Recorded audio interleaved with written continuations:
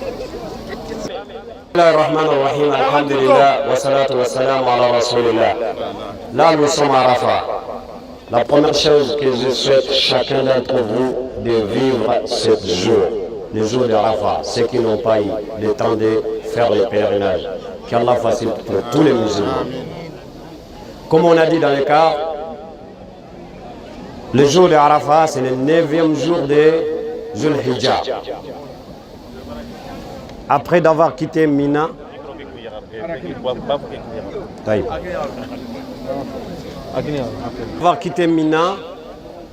on a fait un peu de tour de Arafat. La superficie de Arafat, c'est 10 km². La superficie de Arafat, c'est 10 km². C'est vraiment une organisation pour faire installer 1 million ou 2 millions de personnes à l'intérieur de 10 km². C'est pour ça que c'est classé par continent, par pays. Donc par zone, chaque zone, il y a un continent, il y a des pays. Tout cela c'est bien organisé. Mais l'endroit même que nous, on voit à la télé, c'est ici. C'est ça le mont Arafat.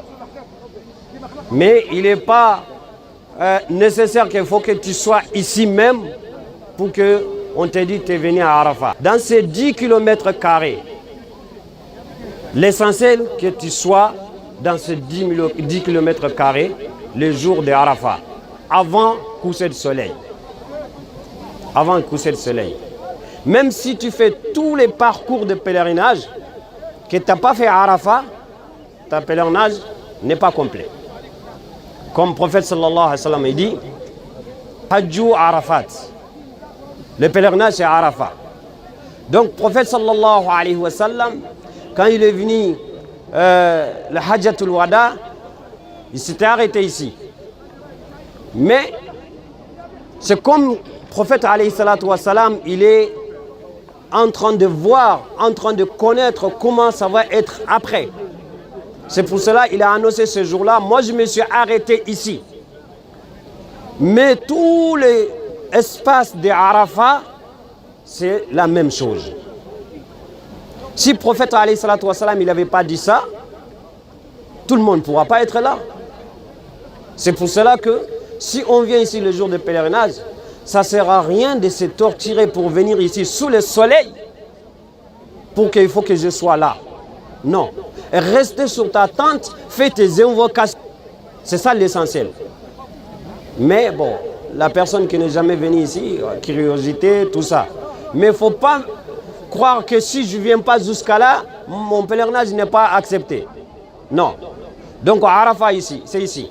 On a dit tout à l'heure dans le cas, le mot Arafat, en arabe ça signifie connaître ou se connaître.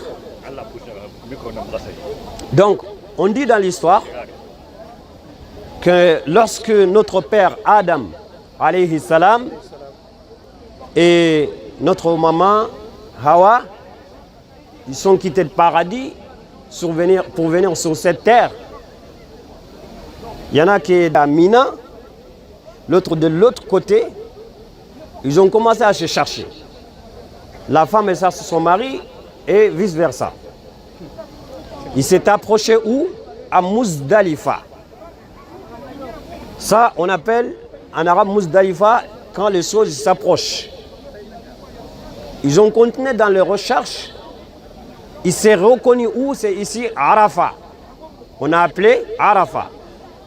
L'endroit où il s'était reconnu. Donc l'endroit où Adam a vu pour la première fois sa femme depuis qu'ils ont quitté le paradis.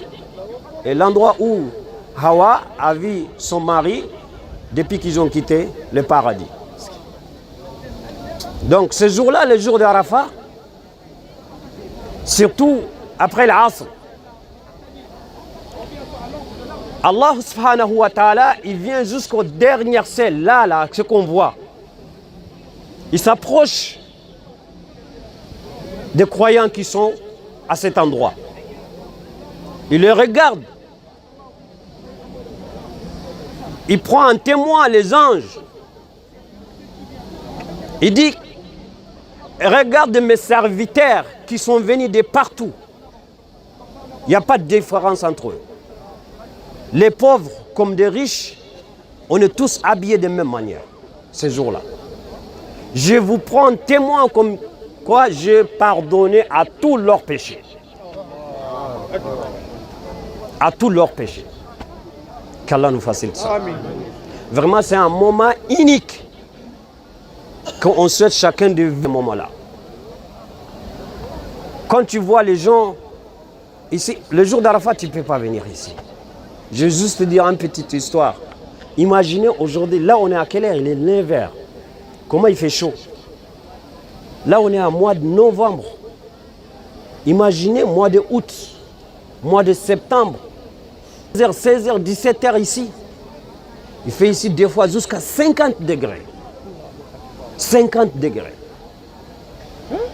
Le Hajj qui venait de passer, nous on était au zone 4. Vous voyez là, ici, là, c'est zone 5. Zone 4, c'est encore derrière. Nous on était au zone 4. Il y avait une de nos pèlerins, 2 personnes pardon, qui n'ont pas écouté le conseil. Ils ont dit, ok, on va aller au Mont Arafat. Ils sont venus ici depuis le matin. Depuis le matin.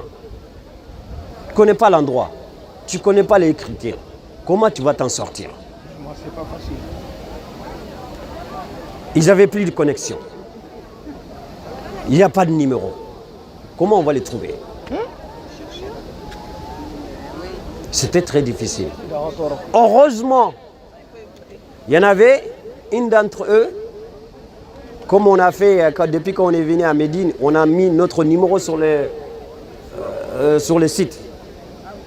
Le numéro d'ici. Maka, depuis qu'on est venu. Depuis qu'on était à Médine même. Oui, si, d'accord. Il y en avait une qui a noté ce numéro. Il ne s'est pas contenté seulement qu'il est sur le site, il a noté quelque part. Il est tombé sur quelqu'un, il lui a demandé, donc il nous a appelé. Je jure par Allah, de zone 4 à ici, quand il nous a appelé pour dire que je suis à un tel endroit, et la personne qui a appelé, il nous a envoyé sa position. On a fait 3 heures en marchant pour venir la chercher. Tellement qu'il y a trop de monde. Tellement il y avait trop de monde. Tellement il y avait trop de monde. Quand on est venu, la première chose que la personne a dit, elle a dit, est-ce que mon pèlerinage est accepté? On a dit, non, ça n'a pas de mal là, ton pèlerinage. C'était à Arafat. Mais le problème c'est que toi-même, tu n'es pas tranquille. Tu es perdu. Tu n'as plus le temps de faire tes doigts même. Tu as fait perdre temps aux d'autres personnes pendant 3 heures pour venir te chercher ici. Alors qu'on n'est pas loin. Donc ça, c'est juste une petite histoire.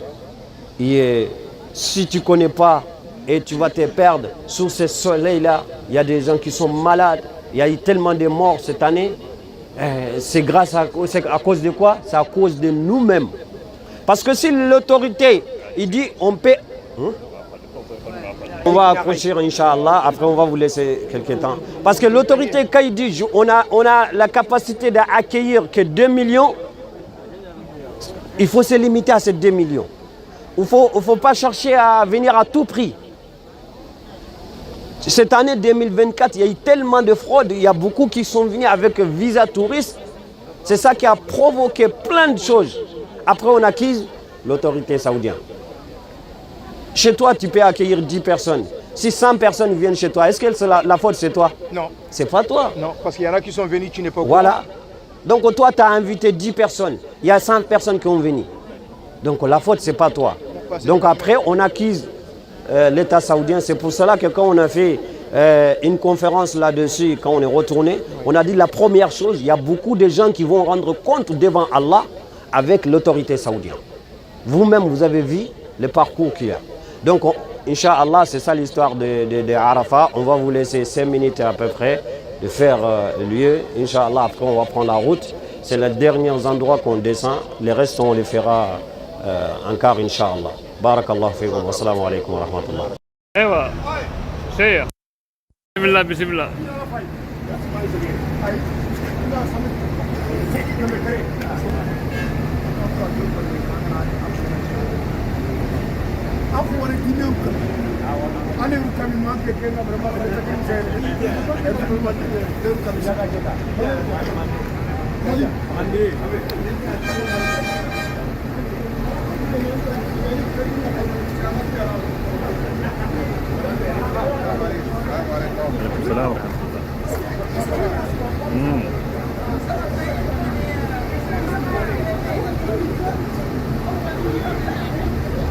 Attendez là. En même temps, quand ils ont su qu'il n'est pas là, ils ne sont pas restés comme ça. Et ils ont commencé à le chercher partout, jusqu'à qu'ils ont dit, la personne qui nous montre le prophète sallallahu alayhi wa sallam, mort ou vive, il aura 100 chameaux comme récompense. Et à la fin, ils sont venus jusqu'à là. Et aussi, ils sont montés jusqu'en haut, jusqu'à devant la grotte. Jusqu'à que Abu Bakr Siddiq dit au prophète alayhi salatu wa salam, si l'un d'entre eux regarde en dessous de ses pieds, il va nous voir. Ils étaient tellement proches de eux. Mais comment Allah les a protégés? On va parler de ça dans le cadre, Inch'Allah ta'ala. Donc c'est là où le prophète sallallahu alayhi wa sallam a dit à Abu Bakr, ma zannuka bi isnayn wallahu salisuhuma. Tu penses quoi de deux personnes que leur troisième c'est Allah? Les deux personnes que leur troisième c'est Allah, tu penses quoi de eux? Que de bien. Donc Allah les a protégés pendant ces 3 jours-là. Entre-temps, ils ont signé un pacte avec un mécréant qui n'était pas encore musulman, mais qui respectait les paroles, l'acte.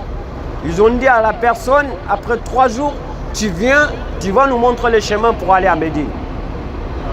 En récompense de quelque chose. Mais même malgré que les Mécois, ils ont mis 100 chameaux, pour la personne qui trouve, cette personne-là aussi, il n'a pas trahi la confiance. Il n'a pas trahi l'acte qu'il a signé avec le prophète alayhi salatu wa salam. Après les 3 jours, il est venu, ils sont sortis, ils ont pris les petits chemins et jusqu'à arriver à Médine. Donc nous, on est en train de suivre leurs traces. Donc pour monter là, il y en a qui peuvent passer une journée. Mais comme je dis depuis tout à l'heure, il n'y a pas une récompense particulière pour monter là. Donc on est venu pour l'adoration. On monte ici pour se casser les pieds, ça ne sert à rien. Donc on est venu quand même qu'on va regarder. Inch'Allah, maintenant on va rentrer dans l'écart pour continuer notre chemin vers Arafat. Là-bas aussi on va descendre, Inch'Allah. Barakallahu fikum. Assalamu alaikum wa rahmatullah. On vous laisse 5 minutes. Après on va rentrer dans l'écart, Inch'Allah. Bon, moi je vais regarder quel sommet pour monter. C'est de l'autre côté.